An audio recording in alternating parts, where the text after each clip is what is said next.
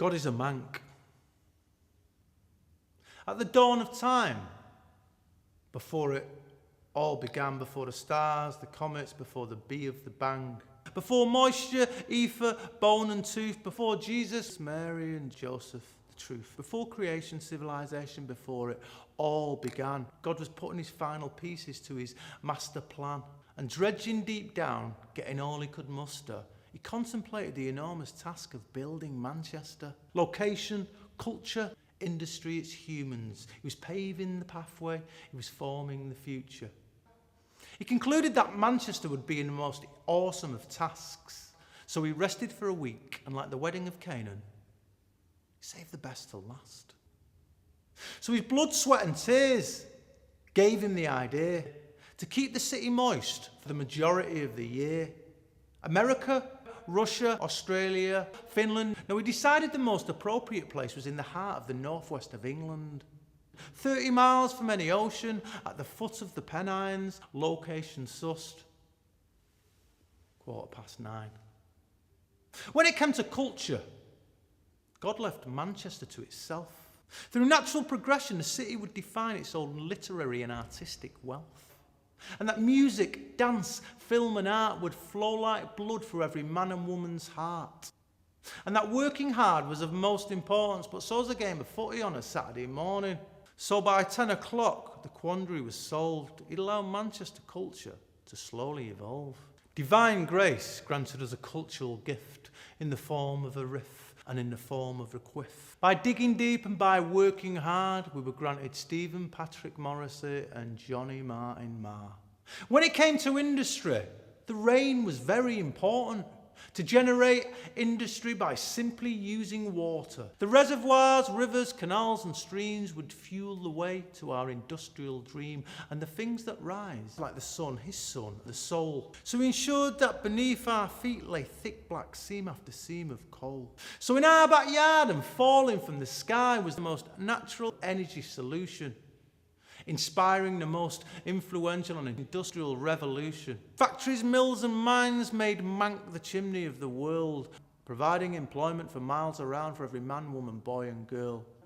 Human wrongs and human rights that other cities could only follow. But what happens in Manc today happens in the rest of the world tomorrow.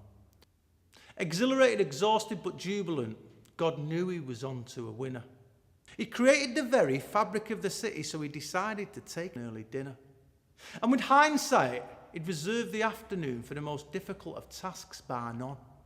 He'd be working late and maybe overtime, crafting the Manchester man.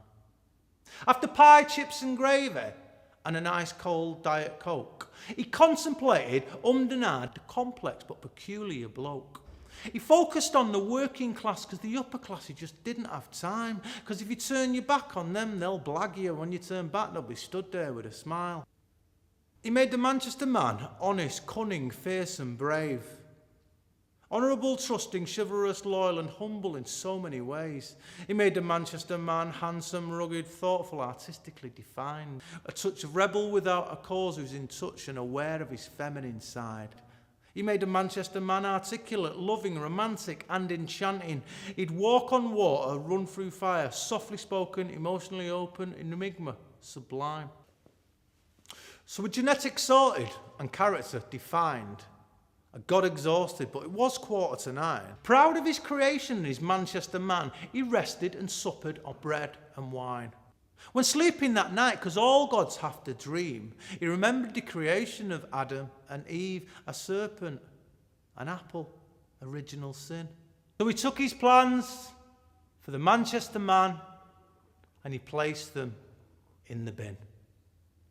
Catholic rearing, Sunday mass, hours are spent in my RE class. Questioning the quandaries, the constant confusion has helped me arrive at this unique conclusion that God is a man. Mary's from Gorton. Jesus and Joseph were both born in Moston. Judas Iscariot's from London, well, Luton. He came here to study when he was a student. The 12 apostles, the original Manchester scuttlers. St. Peter from Ancoats, St. Paul is from Crumpsall. Matthew, Mark, Luke and John carried the flag on the Whit Walks. Mary of Magdalene worked on Clayton Vale. She lived in Lightbound, but then moved to Sale. The three wise men were from Wythenshawe, Benchill, Bagley, Woodhouse Park. The guys who flanked Jesus as he died on the cross were from Cowsby Street in the heart of the Moss. Golgotha was the hill at the top of Heaton Park, and the swollen Mersey is where Noah launched the ark. The Bible is truly a wonderful read, but not a book everyone chooses to believe. But when I read between the lines, I come to the theological conclusion that God, the creator of man, the heaven, the stars and the universe, he had to be a Mancunian.